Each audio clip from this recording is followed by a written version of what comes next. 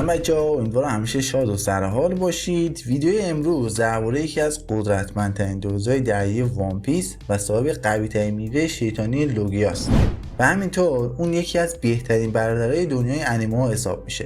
کسی که باعث شد لوفی با قدرت بیشتر راهش رو ادامه بده و به هدفش نزدیکتر بشه. هیچ وقت تو انیمه یا مانگا به این اشاره نشد که ایس این میوه رو از کجا و چطوری به دست آورده. اما تو این ویدیو میخوام داستان میوه شیطانی مرامرا و اینکه ایس چطوری میوه رو به دست آورد رو بهتون بگم. پس تا آخر ویدیو من همراه باشید. بزن بریم. همونطور که قبلتر گفتم هیچ کجای انیمه و مانگا راجع به این موضوع حرفی زده نشده. اما اودا توی لایت ناول رسمی وان پیس که به دست خودش نوشته راز این داستان رو برملا کرد. خب من قبل اینکه بخوام داستان ایس و میوه‌ش رو براتون تعریف کنم باید بهتون بگم که شخصیت اصلی داستان این لایت ناول اصلا ایس نیست و داستان از زبون مرد ماسکار به اسم دیس تعریف میشه. داستان توی جزیره دورافتاده متروکه توی آبهای شرقی شروع میشه که یه مرد گشنه و تشنه با یه ماسک توی صورتش کنار ساحل دراز کشیده بوده که با صدای یه پسر جوان بیدار میشه. اون پسری که بالای سر مرد ماسکدار اومده بود همون ایس خودمون بود. اون مثل همیشه مؤدبانه سلام کرد و گفت سلام، من ایسم، از آشنایی باهات خوشبختم، اسمت چیه؟ مرد ماسکدار از اینکه کسی اسمشو بپرسه متنفر بود و خواست یه جورایی ایس رو بپیچونه. پس اون هم خودشو ایس معرفی میکنه. ولی ایس بهش بر میخوره و باهاش کلی بحث میکنه که نمیشه جفتمون ایس باشیم چون من میخوام با این اسم به جای بزرگی برسم. بعد اگه اسم هر دومون یکی باشه ما رو اشتباه میگیرن. بعدش هم من ایس واقعیه چون قبلتر از تو اسمم این بوده. بیبارا موها بیبارو نکن، بیبارو بهت میگم بچه کدوم اقیانوسی ها؟ لات بچه کدوم اقیانوسی؟ خلاصه که دعواشون میشه با هم دیگه. ولی مرد ماسکدار حرفاشو دوباره تکرار میکنه. بین صحبتاش ما میفهمیم که اون از وقتی به دریا اومده صورتشو پوشونده و هیچ جوره نمیخواد صورتشو به کسی نشون بده. آخر سرم ایس اسم دیس رو به مرد ماسکدار پیشنهاد میکنه چون از نظرش با هم دیگه هم آوا بودن بدون اینکه معنیشو بدونه. البته از نظر خود مرد ماسکدار هم خیلی به وضعیتش میخورد و پس مخالفتی نکرد. تو ناول راجع به گذشته دیس هم گفته شده. ما توی فلشبک میفهمیم که اون همیشه کتاب‌های ماجراجویی میخونده و آرزوش بوده تا گنج نورلند و جزیره الباف و لیتل گاردن رو پیدا کنه. برای همین ماجراجویی خودش رو تو دریا شروع کرد تا از سفرهای خودش یک کتاب بنویسه. اما از شانس بعدش هنوز شروع نکرده کشیش غرق میشه و توی جزیره کوچیک تو آبهای شرقی گیر میفته. بعد از اونم با ایس که بلافاصله بعد از ترک جزیرش همین بلا سرش اومده بود آشنا میشه. البته ایس مدت زمان بیشتری توی این جزیره متروکه گیر افتاده بود و میخواسته قایق درست کنه تا از اونجا بره. ولی چون قایقش همیشه سوراخ میشد دیگه خسته شده بود و اومده بود یه گشتی توی ساحل بزنه. ایس بعد از آشنایی با این مرد ماسکدار ماجرای خودشو و اینکه اون پسر گلدی راجرا رو کامل براش تعریف میکنه. بعدم ازش میخواد که توی درست کردن قایقش کمکش کنه. ولی دیس بعد از اینکه داستان ایس رو میشنوه که اون پسر یه دوز دریایی شیطانی بدنامه میترسه.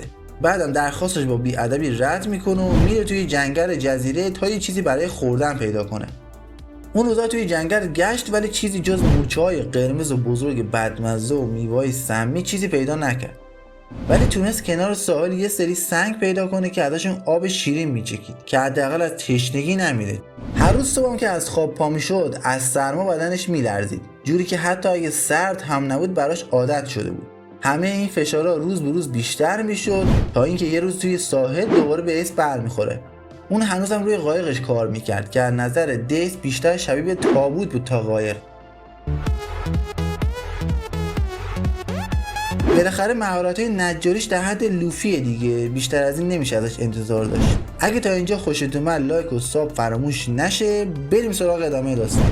ولی چیزی که بیشتر از همه توجه دیس رو جلب کرد این بود که اون توی این مدت به خاطر سختی‌ها و کمبود غذایی که کشیده حسابی لاغر شده بود. ولی ایس مثل همون روز اول که اونو دیده بود سرحال و پر انرژی بود. برای همین اون فکر میکرد که ایس یه منبع غذا پیدا کرده. برای همین ایس رو تا استراحتگاهش دنبال میکنه که یک دفعه اون یه میوه خوش رنگ لعاب دست ایس میبینه که باعث شد به این فکر بیفته که اون ازش بدزده. اون با یه چوب جلو رفت تا اونو بزنه و میوهش رو ازش بگیره ولی نتونست و خورد زمین که با صدای غال و غور شکمش ایس فهمید که اون خیلی وقت غذا نخورده با اینکه خودش هم همون وضع داشت، اما میوه‌ای که همون موقع از توی آب پیدا کرده بود رو بهش تعارف میکنه. دیس یاد حرفایی که به خاطر راجر به ایس زده بود افتاد و از اینکه بدون شناختش اونو قضاوت کرده بود پشیمون بود. اما بعد از این جریان اون فهمید ایس وضعش خرابتر از خودشه، برای همین میوه رو قبول نکرد. آخر سرم ایس دید که اون بیخیال تعارف نمیشه، میوهش رو وسط نصف میکنه و باهاش تقسیم میکنه. اون انقدر تحت تاثیر قرار گرفته بود که گریهش گرفت و تو همون بین که ایس داشت میوهش رو میخورد، دیس کم کم گرمای زیادی حس کرد. بعد متوجه شد که ایس آتیش گرفته. دیس بلافاصله فهمید که اون یه میوه شیطانی رو خورده. وقتی اینو به ایس گفت، اون برای اینکه مطمئن بشه میوه شیطانی خورده میپره توی آب. Hello, how are you? I am under the water. Please help me. Here too much raining. دیس برای نجات ایس میپره توی آب. وقتی که اون از آب بیرون میکشه، متوجه میشه که میوه شیطانی قدرت و نفرینشو به اولین نفری که اونو بخوره میده. بقیه‌اش فقط یه میوه بدمزه است. بعدش هم مثل همیشه ایس شروع میکنه حرف زدن درباره لوفی و قدرت‌های میوهش که یک دفعه یه ایده به ذهن دیس میرسه و اون این بود که اونا از قدرت میوه به عنوان یه موتور برای قایقشون استفاده کنن که با کم و زیاد کردن شعله آتیشش بتونه قایق رو کنترل کنه. برای همین از فردای اون روز ایس شروع کرد به تمرین. اون از هدفهای کوچیک برای نشونگیری شلیک آتیش استفاده میکرد. اولین تکنیک ایس گلوله آتشینی بود که از دستاش شلیک میکرد که تو انیمه هم دیدیم. روزها گذشت و به خاطر قدرت و تجربه‌ای که ایس داشت، دیگه زندگی کردن برای دیس تو این جنگل سخت نبود. اونها از زیر زمین آب پیدا میکردن و گیاها و چیزایی که بعد از پختن قابل خوردن میشدن و میخوردن. چند روزی و اینجوری گذروندن تا اینکه قایقشون آماده شد و ایس هم توی کنترل آتیشش مهارت خوبی پیدا کرده بود. روز آخری که تو جزیره بودن، یه عالمه غذا برای سفرشون جمع کردن که ایس پیشنهاد داد به مناسبت ترک جزیره جشن بگیرن. بعد هم با یه بطری آب و نون توست از خودشون پذیرایی کردن. به هیچی این داستان کار ندارم، ولی نون توست از کجا گیر آوردن تو این جزیره متروک آخه؟ کدوم دین بریم دنبولش خجالت بکش. اونا سوار قایق میشن و با استفاده از میوه شیطانی که ایس خورده بود تونستن این جزیره رو ترک کنن. این اولین ماجراجویی اون دوتا بود. رفتن از اون جزیره حس نوستالژی به اونا میداد، اما این تازه اول کار بود. ایس هم اعتراف کرد که همیشه فکر میکرد تنها کاری که باید توی دریا بکنه جنگیدن و بردنه، ولی گیر افتادن اون با دیس تو این جزیره باعث شده بود به این فکر بیفته که نیاز داره برای خودش یه خدمه درست کنه. پس از اولین دوستش تو دریا پرسید که میخواد وارد خدمش بشه یا نه و اون هم موافقت میکنه.